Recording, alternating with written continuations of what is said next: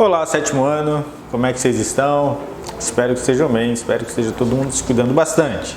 Hoje, aula relativa ao dia 14 de setembro e nessa aula nós vamos ver os números racionais, multiplicação e divisão por 10 de números racionais e umas expressões numéricas envolvendo esses números. As expressões nós já conhecemos, só vai ter a adição de números racionais. A multiplicação e divisão por 10 nós já vimos ano passado, né? Ensinei para vocês como é que faz a vírgula passear para a esquerda ou para a direita, dependendo da operação. Então, você pode acompanhar a partir da página 71, a primeira parte. Aqui nós temos a cotação de ouro em um determinado dia do ano de 2018, onde 1 grama de ouro puro custa R$ 147,25. Primeiro ele fala em uma venda de 10 gramas de ouro. Então,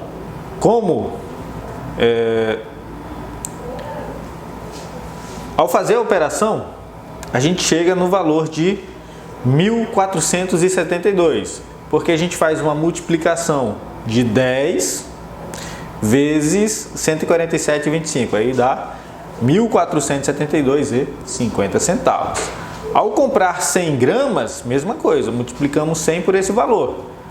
Note que na primeira multiplicação, a casa decimal que estava aqui veio para cá, a vírgula andou uma casa. E agora ela vai andar duas. Então, 100 gramas de ouro valerão 100 vezes 147,25 dá 14.725. Olha aqui, ó, casa decimal no 7, entre o 7 e o 2, casa decimal entre 2 e 5, e agora após o 5 com 2 zeros só para a contagem dos centavos, né? Porque dinheiro a gente põe vírgula 00, números comuns não. 1.000 vezes o valor do grama do ouro, que agora é 1 quilo de ouro, né? Vai ser 1.000 vezes 147,25, o que dá R$ 147.250. Falta um zero bem aqui, perdão. Então conclui-se que ao multiplicar valores por 10, os múltiplos de 10, 100, 1.000, 10.000, a vírgula vai se movimentando. Nós vimos isso ano passado. Multiplicou por 10, pula uma casa. Multiplicou por 100, 2. Multiplicou por 1.000, 3. Assim por diante. Você conta o número de zeros e faz a vírgula andar esse número de casas. Agora, nós temos ali um cidadão vendendo canela na feira e 1 quilo dela custa R$ 30. Então, isso quer dizer que 1.000 gramas custa R$ 30. Se alguém chegar e pedir 100 gramas, aí nós temos que 100 gramas vai custar 3, porque 100 gramas é 1/10 de 1.000. Então, dividimos por 10. 30 por 10 dá R$ 3 em canela. Se a pessoa pedir 10 gramas de canela, então você faz a casa decimal andar mais. No primeiro, ó, andou do 30 para cá, virou 3.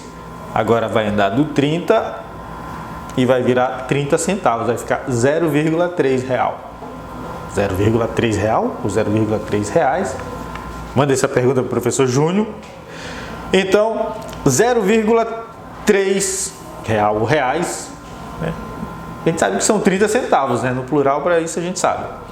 E um único grama vai custar 3 centavos. Então vai sair do 30, vai virar 3, vai virar 30 centavos, vai virar 3 centavos.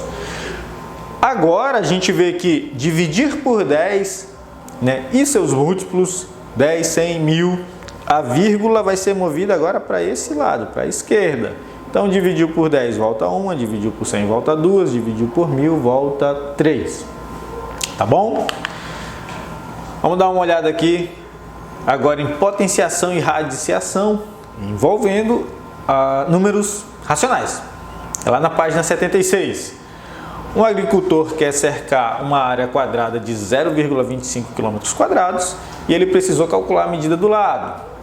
Então a gente sabe que a área, né, ela é o lado ao quadrado. Então, o lado em relação à área, o lado vai ser a raiz da área do quadrado. Então, para achar o lado, a gente tira a raiz, né? O lado vai ser a raiz de 0,25. Por quê? 0,25 quilômetros quadrados. Então aqui já está armado para acontecer. O lado é a raiz de 0,25. 0,25 pode ser representado como 25 centésimos, não é? Já vimos como que transforma de decimal para fração. Então a gente separa em seguida em duas. Podemos fazer isso, tá? Separar em duas frações, em duas raízes, perdão. Mesma fração, duas raízes. A raiz apenas do 25, a raiz apenas do 100. Raiz do 25 é 5, raiz do 100 é 10. Ignore, que dá 0,5. Então a potência de um número racional é igual a de um número natural, não tem diferença. O expoente indica quantas vezes a base será multiplicada. E extrair a raiz também é igual, significa que tem que encontrar o número racional que é elevado ao quadrado, resulta naquele mesmo número. É igual nos inteiros, é igual nos naturais, como nós já tínhamos visto. Então, aqui nada mais é do que a raiz do 25 e a raiz do 100 separados. Expressões numéricas estão lá na página 78. Só relembrando, nós resolvemos raiz e potência na ordem que aparece, em seguida multiplicação e divisão, soma e subtração na ordem que aparece. Isso quanto às operações. E quanto aos sinais de associação, parêntese, colchete, chave, nessa ordem. Só lembrar do Dimas Pacochá. Só que agora o Dimas Pacochá dá uma vezinha para raiz e potência, né? Então, raiz e potência e depois o mnemônico Dimas Pacochá. E como exemplo que está aí no livro de vocês, nessa página, nós temos uma operação sobre graus Fahrenheit e graus Celsius. Aqui no Brasil nós usamos graus Celsius, né? Então a gente sabe que está muito quente quando faz 34, 35, 36, às vezes chega perto dos 40 graus, a gente sabe que está quente. Porém, em Fahrenheit, quando está fazendo 30, 40 e até 50 graus, está bem frio. A gente pensa que está quente, mas está frio. Lá tem que chegar bem perto dos 100 para começar a esquentar. E onde que usa isso? Em países anglófonos, países que falam inglês. E outros também, além desses, né? Acho que na Alemanha também é assim. Então, lá eles usam outra escala de temperatura. Então, se você chegar lá, você pode ver no termômetro marcando 80 e você está morrendo de frio, e sendo que aqui com 30 está quente. Por quê? Mudou a escala.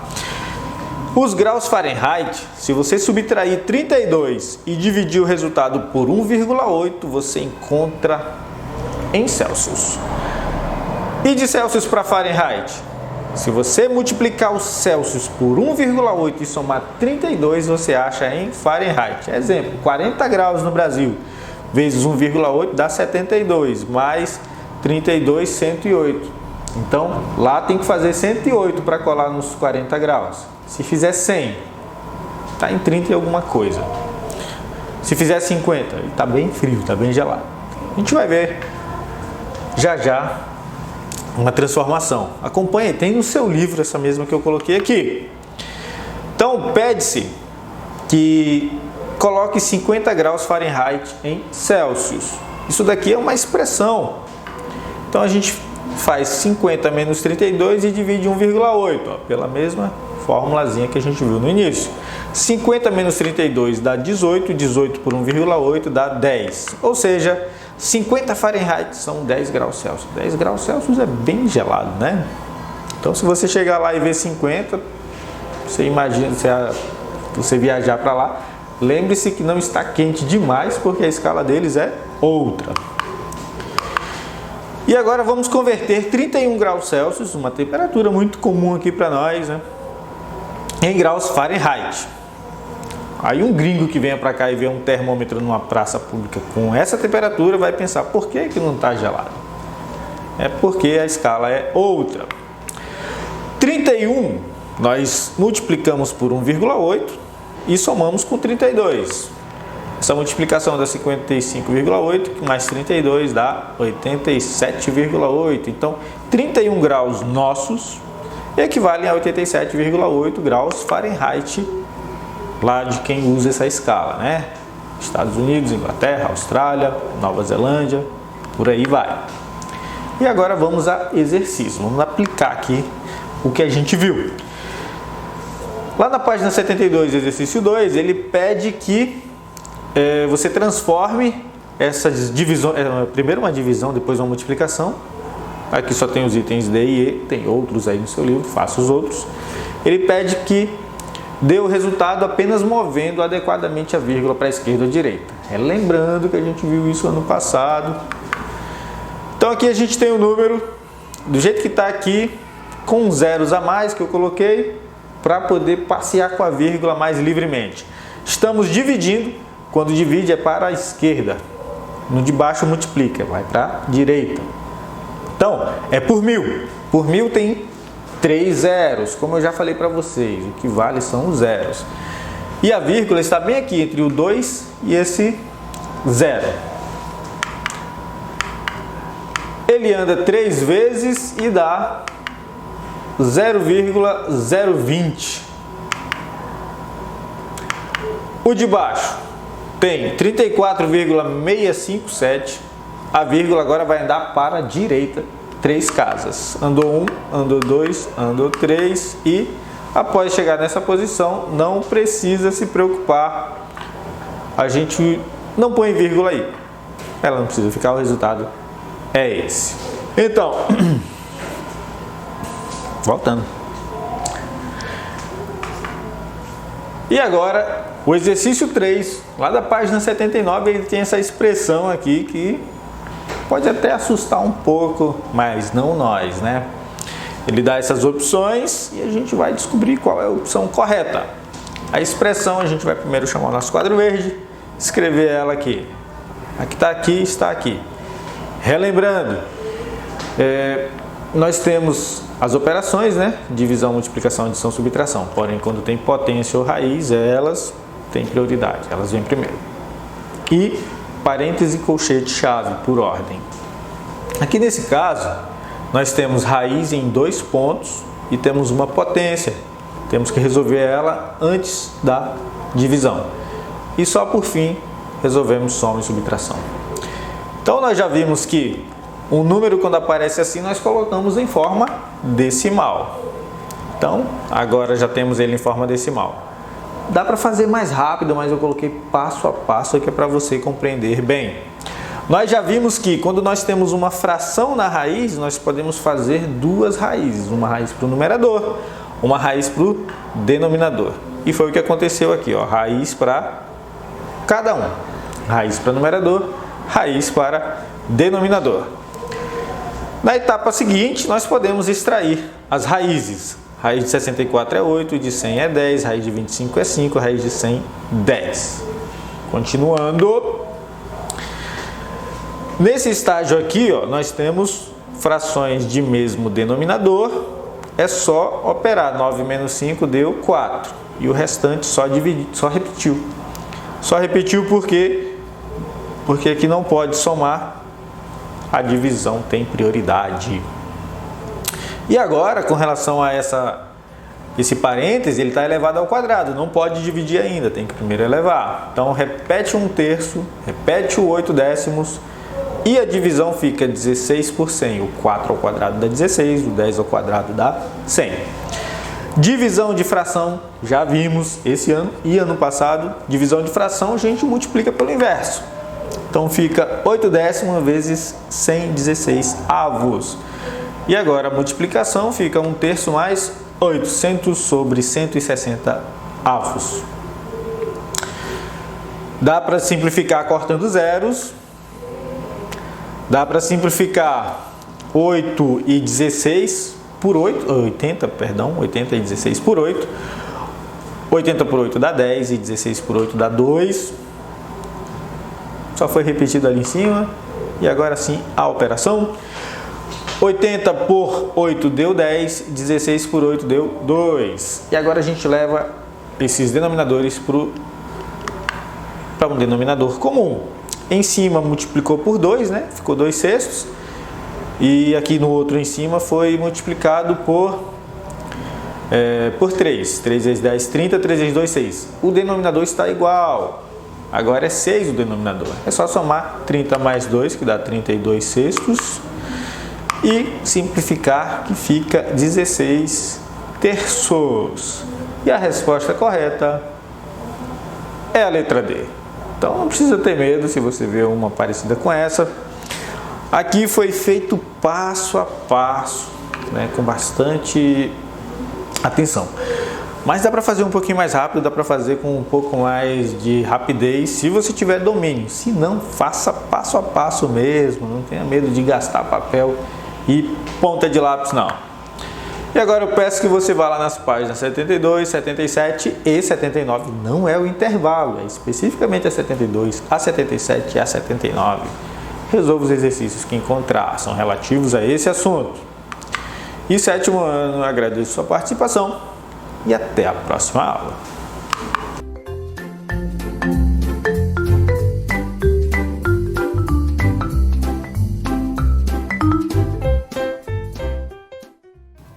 Olá, turma do sétimo ano, tudo bom com vocês? Estamos mais uma vez juntos aqui na nossa aula de língua portuguesa. Eu chamo o professor Edson Júnior e estou mais uma vez aqui disponível para você para lhe ensinar essa parte que é tão importante na nossa vida.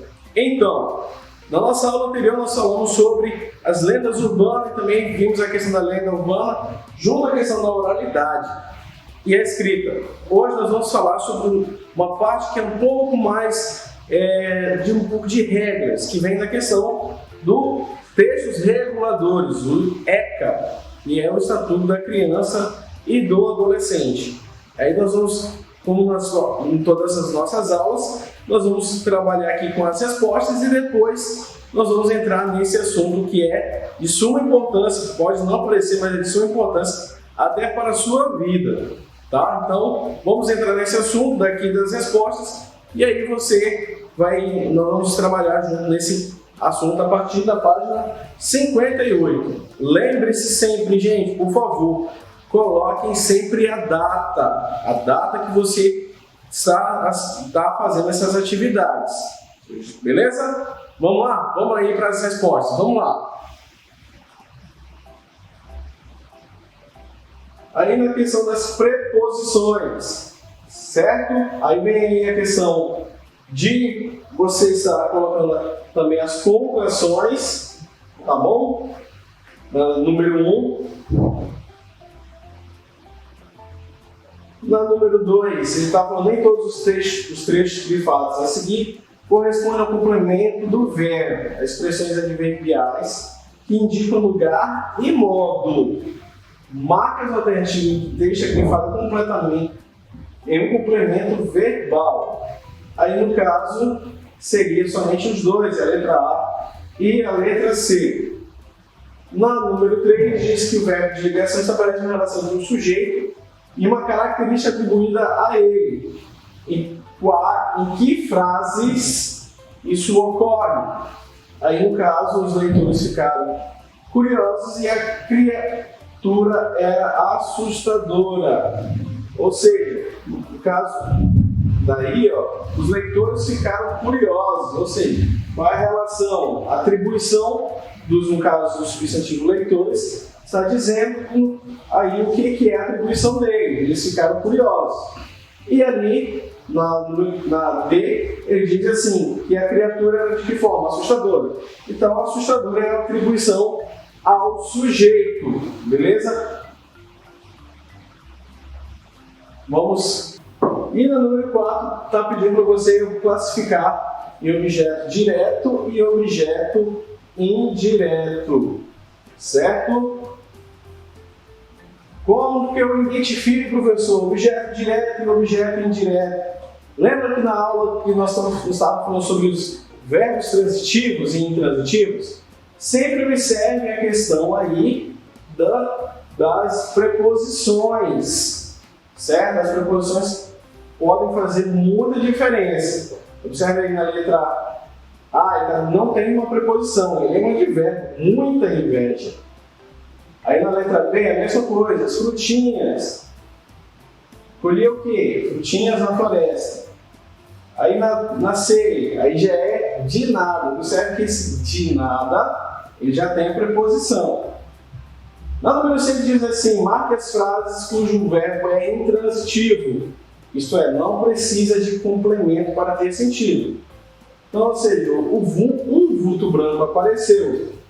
Já tem um sentido. Aí na letra B, o vulto cresceu. Também já mantém o mesmo sentido. Não precisa de nada para complementar. Na letra C também, o vulto caiu em cima do guarda. Mesma coisa. Na letra D, o vulto sumiu. Então, aí, observe na letra E, que não está marcado com X, porque os estudantes não viram o vulto. Ou seja, se eu perguntar, os estudantes não viram, aí vai precisar de um complemento. Não viram o quê? O vulto. Então, nesse caso, não marcaria a letra E. Certo? E aí classifica o verbo contar na frase a seguir quanto à transitividade verbal e identifique seus complementos.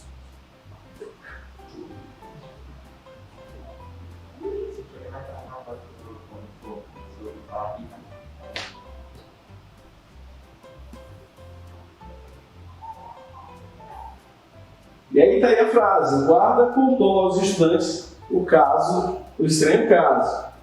Ele está dizendo que é o verbo transitivo direto, VTDI, objeto direto, o estranho caso, e aí objeto direto aos estudantes. Esse aos estudantes sempre é aquela questão que eu falei da preposição, certo? E no caso é uma preposição de quê, gente? Uma preposição de combinação, ou seja, uma locução prepositiva de combinação, certo? E vamos para o assunto de hoje, que é sobre o ECA. Vamos lá.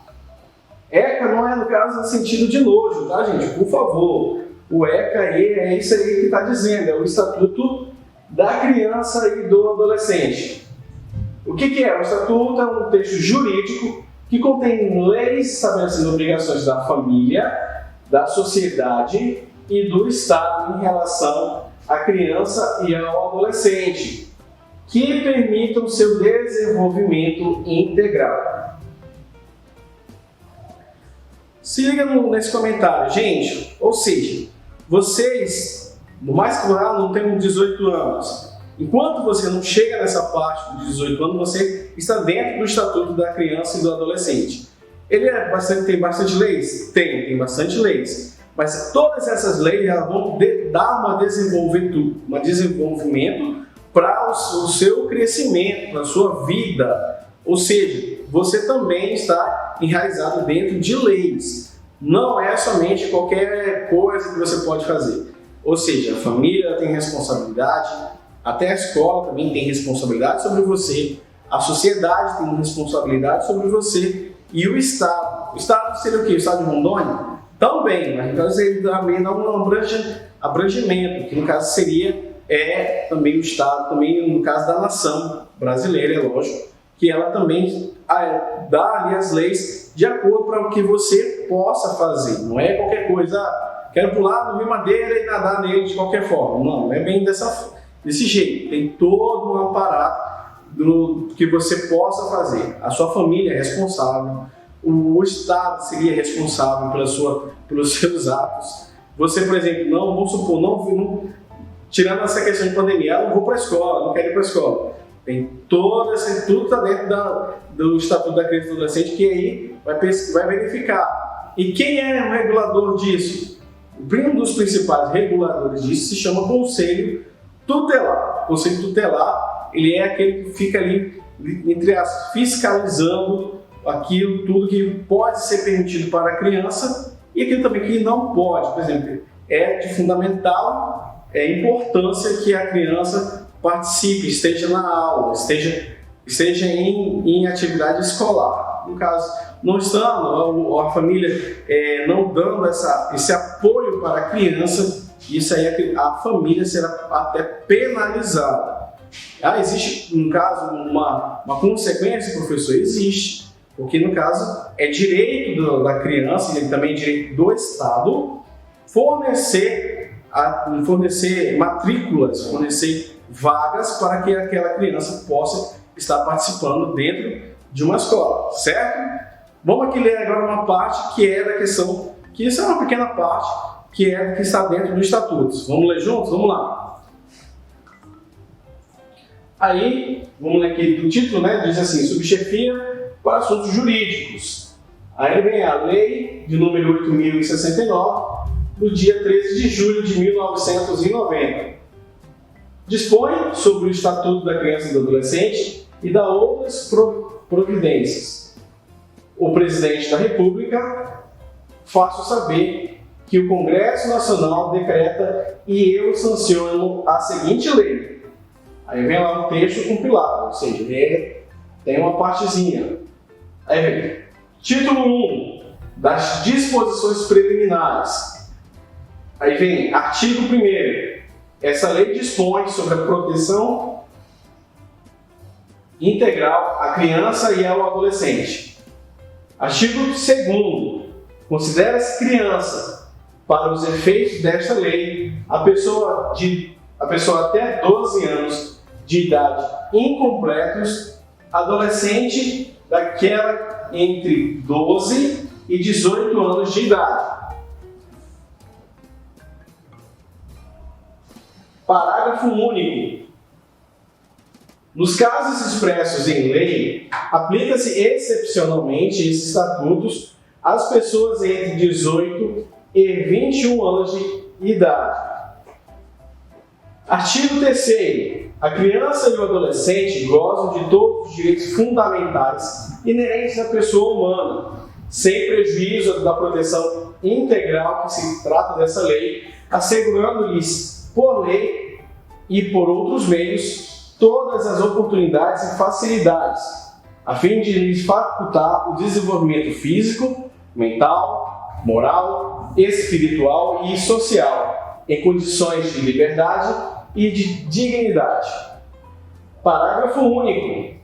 Os direitos enunciados nessa lei aplicam-se a todas as crianças e adolescentes sem discriminação de nascimento, situação familiar, idade, sexo, raça, etnia ou cor, religião ou crença, deficiência, condição pessoal de desenvolvimento e aprendizagem, condição econômica, ambiente social, região e local de moradia ou outra condição que diferencie as pessoas, as famílias ou a comunidade em que vivem, incluindo pela lei de número 13.257 de 2016. Continuando.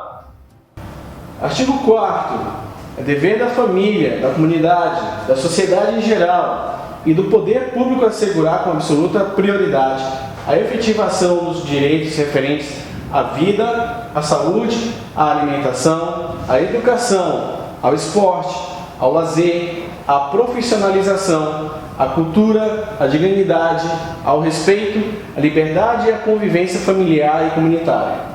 Parágrafo único. A garantia de prioridade compreende primazia de receber proteção e socorro em quaisquer circunstâncias, precedência de atendimento nos serviços públicos ou de qualquer relevância pública, preferência na formulação e na execução das políticas públicas sociais, destinação privilegiada de recursos públicos nas áreas relacionadas com a proteção à infância e à juventude. Artigo 5º. Nenhuma criança ou adolescente será objeto de qualquer forma de negligência, discriminação, exploração, violência, crueldade e opressão, punido na forma da lei qualquer atentado, por ação ou omissão, aos seus direitos fundamentais. Artigo 6º. Na interpretação desta lei, levar-se-ão em conta os fins sociais a que ela se dirige, as exigências do bem comum, os direitos e deveres individuais e coletivos, a condição peculiar da criança e do adolescente, bem como as pessoas em desenvolvimento. Você observou aí que ele cita algumas questões, por exemplo, que é devido do Estado, que tem também disponibilizar até verbas públicas destinadas que vá potencializar, entre aspas, essa questão do desenvolvimento, seja da criança, que no caso ele distingue aqui que vai até os 12 e depois também até aqueles que vão até os 18, salvo alguns que podem também entrar nesse estatuto, que é alguns que poderiam poderia estar amparado também dos 21 anos, certo? Quando que o ECA, que como eu estou falando no estatuto, foi criado? Gente, está bem aqui nessa página, ele foi criado em 1990, certo? Então, ou seja, ele já tinha antes de 1990, tinha outra lei que amparava as crianças? Sim, tinha outra lei que também amparava as crianças, porém, essa lei ela foi analisada, foi estudada também, e aquilo que foi coerente, que ele seria pronto e próprio para nos dias atuais, eles foram incrementando. Aquilo que já era um pouco distante, já não influenciaria tanto, foi deixado de lado. Esse estatuto, gente, ele também, além de ser, também está entrelaçado com a questão da Constituição, ele também vamos dizer assim, homologado também pelas Nações Unidas. Ou seja, as crianças em si, elas não estão, entre aspas, ao Deus dará, elas estão também, ela tem os seus direitos e também tem também os seus deveres. E aí começa também as nossas atividades, que aqui começa dizendo assim: os órgãos públicos responsáveis pela publicação do Estatuto aparecem no início do texto, ao lado do brasão da República. Identifique-os e pesquise sobre eles e anote abaixo as principais funções de cada um. Nesse aqui eu dei uma colherzinha de chá bem para vocês, tá? Que ali tem o brasão da Presidência da República, que vem, qual a função dele? Governar o povo e administrar os interesses públicos. Aí tem também da Casa Civil, qual é a sua função? Articular a política do governo em gerenciar atividades técnico-administrativas e a subchefia para assuntos jurídicos e prestar assessoria jurídica em âmbito geral. Aí quem aprova as leis que são decretadas no Congresso Nacional? O Presidente da República. Qual é o número da lei que corresponde a esse estatuto, em que data ela foi publicada? Aí vem a Lei 8.069, na data de 13 de julho de 1990. Aí vem quanto tempo essa lei está em vigor. Aí no caso aqui está pessoal, porque aí você vai ter que somar, ou seja, você vai ter que identificar. No caso, nós estamos em 2020, 1990. Quantos anos ele tem? Aí você tem que colocar aí a resposta. Essa é uma que você vai ter que responder, que ela é pessoal, certo? E aí agora, sua vez, faça aí as atividades aí, ok? Então, é isso, vamos para a mensagem de hoje, que vem de Roberto Chiniachik, que é um empresário brasileiro, e diz assim: quando alguém se dedica a alimentar ilusões, perde oportunidades. Então, não fique alimentando ilusões, que aí você vai perder as grandes oportunidades que a vida poderá te dar, certo, turma? Turma, então é isso, vou finalizando por aqui. Estude, faça as atividades certinho, beleza? Um abraço virtual para você e até a próxima. Tchau, tchau.